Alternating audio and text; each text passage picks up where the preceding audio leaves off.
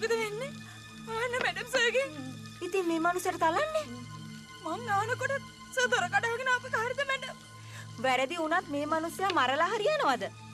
එතකොට සර් ඇතුළට ආපු කාර්යද මැඩම්. මුකුත් උනේ නෑනේ දැන්. මොකුත් වෙන්න ඕනිද? මම නානකොට නෙමෙයි. තමසිගේ සෙට් එක සර් දැකලාම නෑනේ. නැගිටින්න සර්. අයියද සල්ලි කිව්වේ නැද්ද? යම්.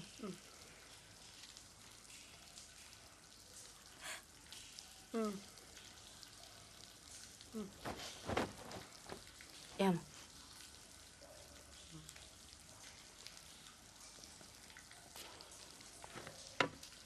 හොඳට නා ගන්නවා.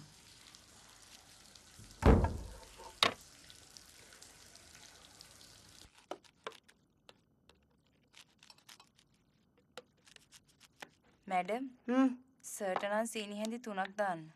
පැණි රස වැඩිය හොඳ නෑ. සර් කැමතියි එහෙමනේ. අපි සෑම් සර්ට දෙන්න ඕනේ කැමති දේවල් නෙමෙයි. හොඳ දේවල්. දෙන්න මැඩම්. මං ගෙනියන්න. මං ගෙනියන්නම්. මැඩම් සර්ගේ කාමරයට යන්න එපා. මන් නෙමෙයි යන්න හොඳ නැත්තේ. කරුණා.